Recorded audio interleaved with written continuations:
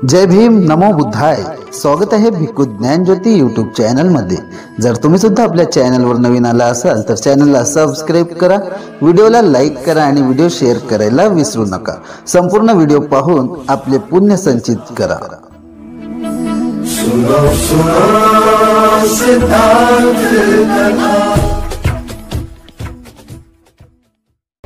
आमचा पराभवाचा इतिहास आहे. 1 जानेवारी 1927 ला भीमा कोरेगावच्या विजय स्तंभाजवळ शमन संस्कृती आणि ब्राह्मण संस्कृतीच्या इतिहासाची दरार बाबासाहेबांनी समजावून सांगितली. आम्ही सगळे पराभूत झालेले लोक आहोत. हे सगळे कुंडी केली कोळी माई लहान लहान ब्राह्मण एक समाज, आदिवासी समाज, कलियुक्त समाज, धर्मांतरित झालेले ख्रिश्चन असू दे की मुस्लिम असू दे, हे सगळे नागवंशी लोक होते. प्राचीन काळात सगळेच नागवंशी लोक आम्ही भगवान बुद्धाच्या धर्म संस्कृतीचे वारस आहोत. 2000 ला 25 डिसेंबर 1954 ला पुण्यातल्या ज्या देहू रोडच्या बुद्धाच्या मूर्तीची प्रतिष्ठापना करताना बाबासाहेब बोलले 2000 लेण्या या देशात आहेत, यापैकी 1700 लेण्या एकट्या महाराष्ट्रात आहेत. याचा अर्थ काय? 100% महाराष्ट्र बुद्धिस्ट होता.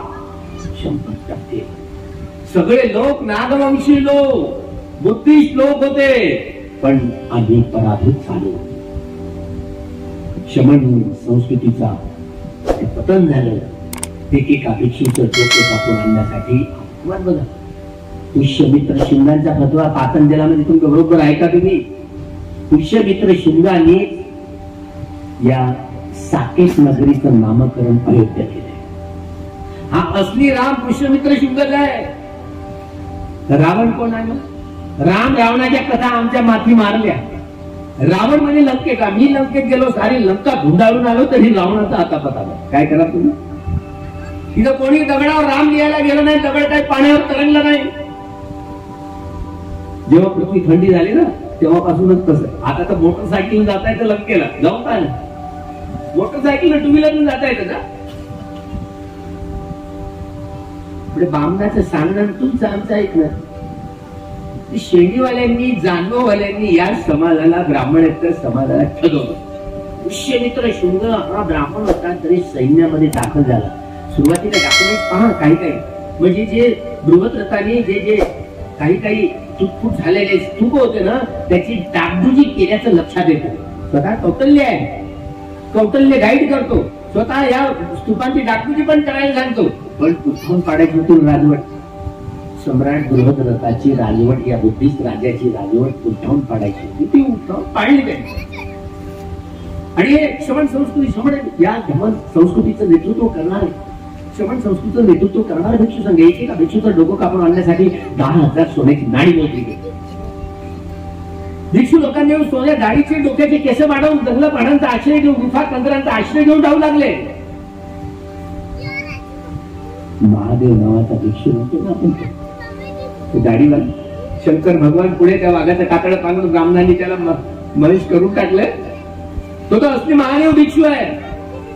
तुम्ही डॉक्युमेंट्स वाचा, तुम्ही बिहारला जाऊन या, पाटलीपुत्रला जाऊन या आणि तिथे सगळे जे शिलालेख आहेत ते वाचा.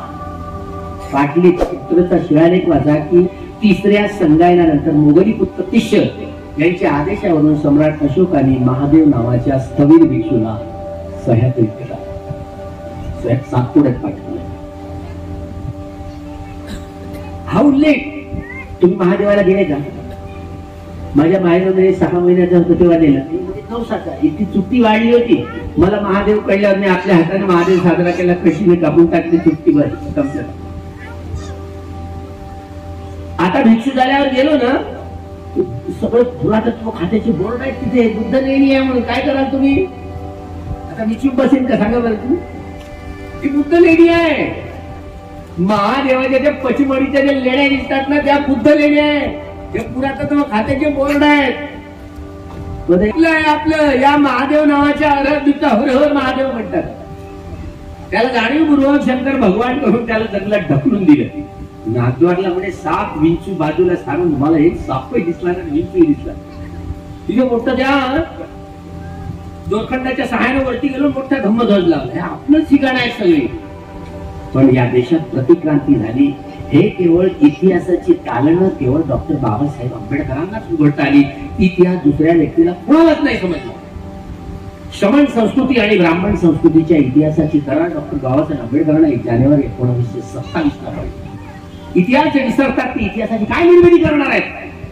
इतिहास जे विसरतात जरा ह्या गुलामांना त्यांच्या गुलामीची जाणीव करून द्या, म्हणजे ते बंद करून उठतील. डॉक्टर बाबासाहेब आंबेडकरांची महारांची मनं टटवण्यासाठी 13 ऑक्टोबर 1935 साली नाशिक जिल्ह्यामध्ये येवल्याला मोठी धम्मसभा बोलवली. 35,000 लोक त्या सभेत. जन्म घेणं माझ्या हातात नव्हतं, पण जगणं आणि मरणं माझ्या हातात आहे. चुकूनही या ब्राह्मणवादी तुरुंगात मरणार नाही, जगणार नाही. जगणं आणि मरणं माझ्या हातात आहे. 21 वर्षानंतर बाबासाहेबांनी ही भीमपत्नी त्यांची या दीक्षाभूमीवर नागाच्या भूमीवर पार पाडली, पूर्ण केली. 14 ऑक्टोबर 1956 ला ते सरळ फाशी प्रदान करून 22 प्रतिज्ञेची जोड आपल्या नवा क्रायटेरिया नव्या दिला.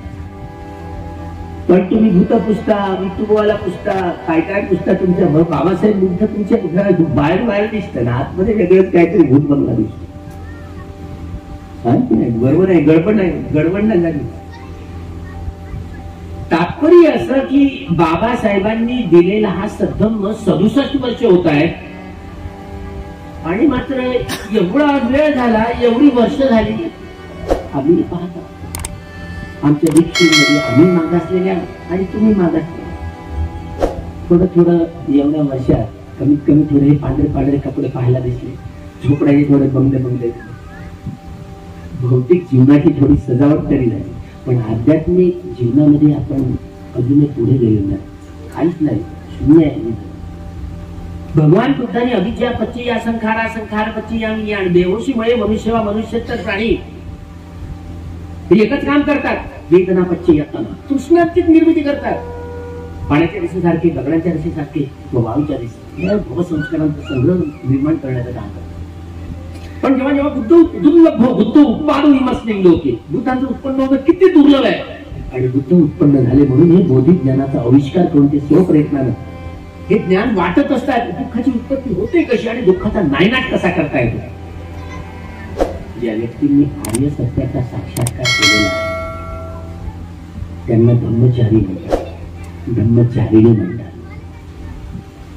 ज्यांनी आर्य सत्याचा आता तुम्ही तर धम्मचारी नाही आहे, तुम्ही अनुयायी, तुम्ही उपासकही नाही म्हणताय. तुम्हाला कमीत कमी जे उपोषणाचं पालन करतात ते उपासक उपासिका असतात. 8 शिलाचं पालन करतात ते उपासक उपासिका असतात. तुम्ही 8 शिलाचं पालनच करत नाही तर तुम्हाला उपासक तरी कसं म्हणायचं? तुम्ही अनुयायी. बुद्धाला मानणारे, बाबासाहेबांना मानणारे त्यांची अनुयायी जेव्हा 8 शिलाचं पालन करू लागतील, उपोषक पौर्णिमा अमावस्या असते तेव्हा त्यांना उपासक उपासिका म्हणता येईल. असेच नवनवीन व्हिडिओसह भेटू पुढील व्हिडिओमध्ये. तोपर्यंत जय भीम, नमो बुद्धाय. सुनो सिद्धांत